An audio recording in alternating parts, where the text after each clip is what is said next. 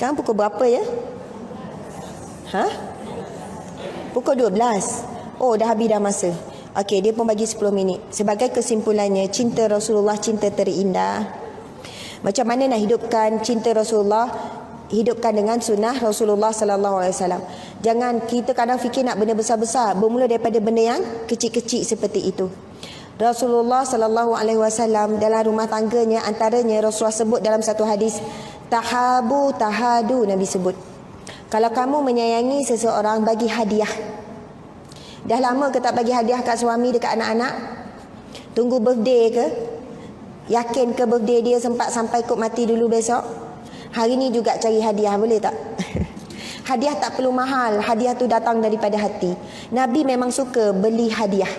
Kita kadang-kadang berjalan dengan suami pergi sana sini, berjalan dengan kawan-kawan, beli hadiah untuk siapa? Untuk anak, untuk cucu. Untuk suami tak ada. Kadang kita berjalan dengan suami pun ke luar negara, pergi ke Thailand ke pergi Indonesia, kita ambil peluang beli juga. Lepas tu, awak ni hadiah saya. Benda murah je, RM5, RM10. Siapa yang suka memberi hadiah, Allah akan hubungkan kasih sayang tu kuat. Sebab ramai orang tanya, Ustazah, doa apa nak suruh suami saya sayang? Saya katakan doa tu, tanda doa kita dimakbulkan Allah ialah bila ada usaha selepas tu. Kalau doa je tak ada usaha apa-apa, maksudnya doa kita tak dimakbulkan Allah. Tiba-tiba datang kuliah ni, Ustazah bagi idea. Idea ni bukan daripada saya, ilham daripada Allah. Mungkin dengan kita bagi hadiah. Hadiah tu bukan pada suami saja, pada anak. Kadang-kadang kan birthday anak, tak tunggu birthday anak, beli sesuatu, ni mak ada post ni. Mak post apa? Ada mak beli buku, mak post. Rasa anak kita seronok tak terima hadiah dari kita. Ni mak ada post ni, ada post ni, apa-apalah. Sekarang ni senang je, order je, lepas tu post direct. Betul tak? Kita tak payah pergi pejabat pun, orang tu post ke rumah. Awak tolong tulis sikit kat atas tu, kata-kata sikit, mak sayang kamu kerana Allah. Seronok tak? Tiba-tiba kita dapat hadiah. Kita seronok tak dapat hadiah? Seronok kan? Siapa yang memberi, dia akan lebih banyak menerima. Siapa yang meminta, dia akan hidup dia terhege-hege. Bang, awak sepatutnya macam ni. Kamu sebagai anak patutnya macam ni dengan mak. Kamu sebagai adik macam ni dengan kakak. Siapa yang banyak meminta, hidup dia akan terhege-hege. Meminta-minta. Sampai mati meminta. Tapi siapa yang banyak memberi dalam hidup dia, dia akan banyak menerima daripada manusia. Apatah lagi menerima daripada Allah Subhanahu Wa Taala. Sebab itu kita ni jangan tak sabar tunggu birthday kita. Kita kena tak sabar tunggu birthday kawan-kawan. Saya kan ada seorang kenalan saya yang orang cerita kebaikan dia. Setiap kawan dia, ramai ratus-ratus pun kawan, mesti dia akan ambil nama, dia akan ambil birthday. Walaupun kawan tak rapat. Sampai kawan dia cerita, dia terkejut bila birthday dia terima hadiah tu. Walaupun murah RM10 ke apa post kan. Dengan orang ni, dia tak kenal rapat, bukan kawan rapat. Tapi orang ni, dia punya kasih sayang dia tu, dia suka beri hadiah kepada kawan-kawan walaupun bukan rapat. Apatah lagi bagi kepada suami begini. Sampai dicakap, saya tengok post dekat bawah, dia sedang sakit macam tu lah. Tiba-tiba banyak sangat komen, ya Allah, bila birthday saya dia tak pernah miss bagi hadiah. Padahal saya tak rapat, jumpa 2-3 kali je. Ya Allah, ramai sangat orang sayang dia. Padahal dia tak bagi apa yang mahal pun. Bukan dia tolong keluar daripada miskin, tak dapat. Kerana hadiah. Memang Nabi sebut. Itu sunnah Nabi SAW, balik pada mana akan beri hadiah kepada ahli keluarga. Subhanallah, Alhamdulillah. Ya, sempat tu ada kuih-kuih ke apa, belilah. Kuih tu suami pun tak tengok kan. Belilah apa yang dia suka. Subhanallah. Jadi, kepada para jemaah yang saya hormati sekalian, saya mohon maaf ya, salah silap dan kekurangan kalau tajuk tu tak menyentuh sangat. Tadi saya kena sentuh juga ciri-ciri orang yang mencintai Rasulullah betul-betul. Yang pertama, ringkas saja ya. Sebab ciri-ciri ni mesti ada dalam kisah cinta manusia dengan manusia. Sebab Rasulullah adalah manusia biasa macam kita. Kalau kita sayang suami, pertama, masa bercinta dulu, apa ciri yang pertama orang yang bercinta? Akan ada apa? Kita akan rindu. Rindu kan masa bercinta. Sekarang rindu tak kat suami ni? Ni berpisah ni, datang kuliah rindu tak kat suami? Ada yang tak, jujurlah tu. Sebenarnya kebanyakannya tak pun kan, biasa je. Tapi kalau orang tu kasih sayang dia kuat, dia tak sabar nak balik. Rasa macam balik nak salam, nak peluk, rasa macam sayang. Ada orang berpisah sekejap, anak pergi sekolah, tak sabar nak jumpa petang. Betul kan? Ingat tak masa anak kita kecil dulu, dia punya sayang pada kita, kita masuk tandas dia tunggu kat luar. Betul tak? Lepas tu bila dia balik rumah, dia cari kita dulu. Mama, barulah dia nak letak beg, dia nak mandi, dia cari kita dulu. Sebab apa? Anak tu dia ada kasih sayang tulus dalam hati dia. Walaupun berpisah dengan kita dekat sekolah, dia rasa rindu. Pada hari-hari jumpa. Bila jumpa balik petang tu peluk macam lama tak jumpa. Betul tak? Subhanallah. Itu tanda hati kita hidup dengan kasih sayang.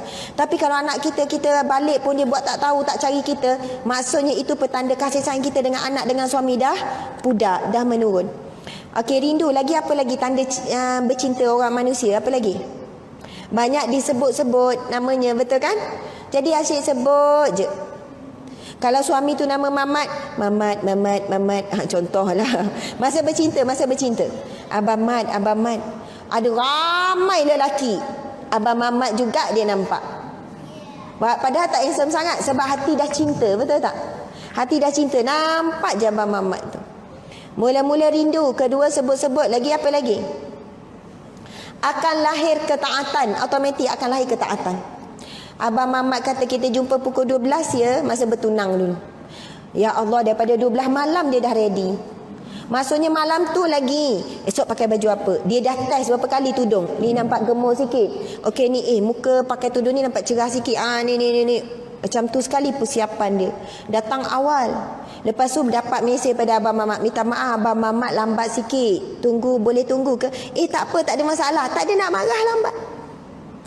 Lepas tu Abang Mamat kata saya suka makan burger. Ya ke? Samalah kita, saya pun suka burger. Padahal tak suka burger. Automatik. Apa yang dia suka kita rasa suka. Sebab akan lahir ketaatan ni. Abang Mamat suruh ni. Itu tanda orang bercinta. Betul tak? Dan tanda cinta yang lagi dalam sampai tahap akan sanggup berkorban apa saja. Betul?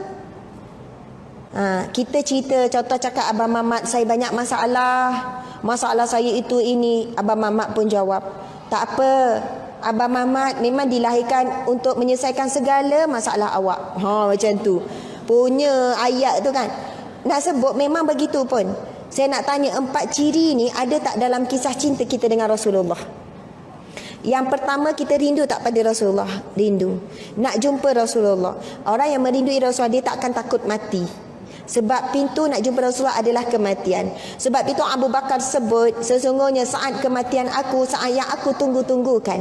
Sampai Abu Bakar pesan kepada anak dia, Aisyah, wahai Aisyah, sekiranya aku meninggal pada waktu malam, tanamkan terus aku pada malam tersebut.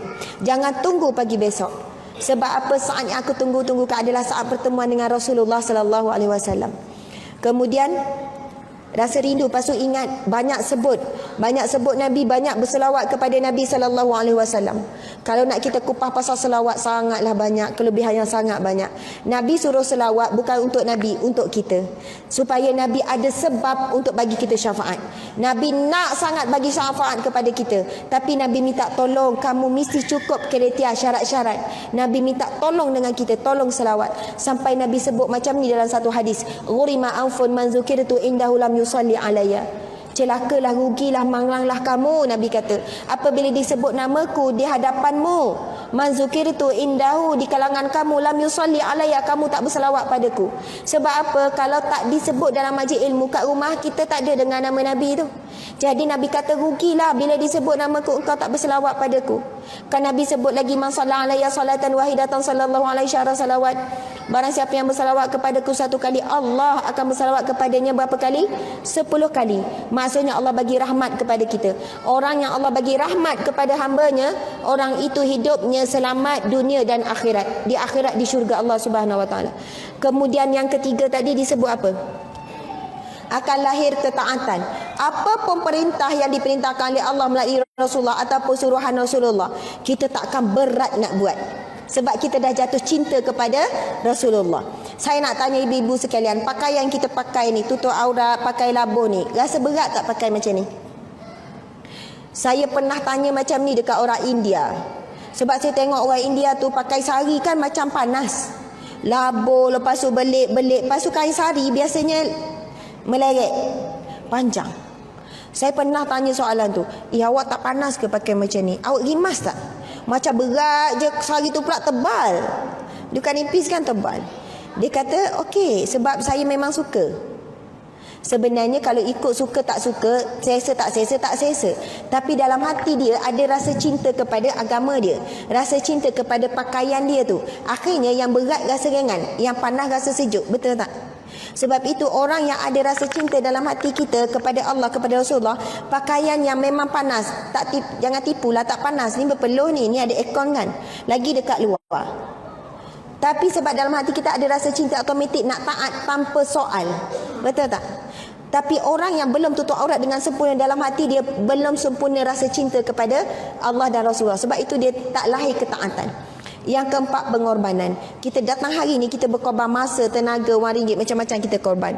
Makcik-makcik ni dah lengoh kan, tapi korban juga, duduk, stay juga. Rasa nak bangun dah tu, tapi tunggu. Ustazah 10 minit ni tak habis, dah lebih dah ni.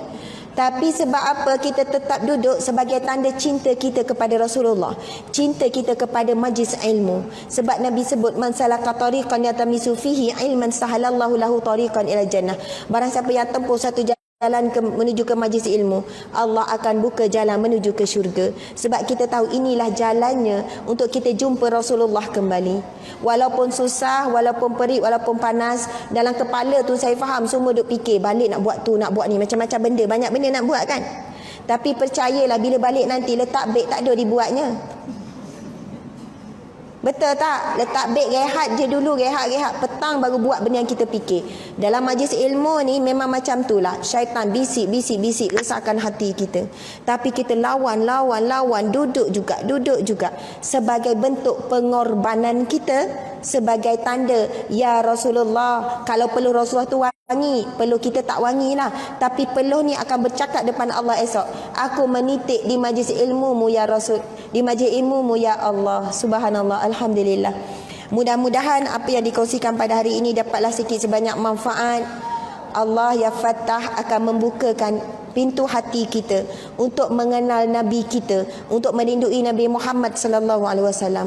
Kemudian bila dah kenal, dah rindu, kita akan jatuh cinta kepada Rasulullah sallallahu alaihi wasallam. Sehingga kan ujian datang bentuk ujian macam mana pun, ujian daripada suami, daripada anak, daripada kemiskinan, daripada harta, kita dah nampak cinta Rasulullah, ujian jadi ringan. Sebab kita akan fikir macam mana? Ya Allah, aku redha dengan ujian ni. Sekiranya inilah ujiannya yang perlu aku tempuh untuk jumpa Rasulullah. Ya Allah, aku redha dengan ujian ni. Sekiranya inilah jalannya untuk dapat syurgamu ya Allah. Ujian akan jadi ringan, yang berat jadi ringan, yang besar jadi kecil. Yang sempit hati kita akan jadi lapang. Siapa nak lapangkan dada tengah stres dengan sedih, banyakkan zikir ya wasi'. Ya Allah yang maha melapangkan, yang maha meluaskan, lapangkan hatiku yang sedang sempit ini. Sebenarnya ujian sama je, tapi yang membezakan adalah tempat menakung ujian itu, iaitu hati. Mohon maaf para jemaah sekalian, terima kasih semua. InsyaAllah bertemu dalam taman syurga yang lain, InsyaAllah. Kalau tak di dunia, jumpa kat syurga Allah. Amin ya rabbal alamin. Sekian wabillahi taufiq wal hidayah. Assalamualaikum warahmatullahi wabarakatuh.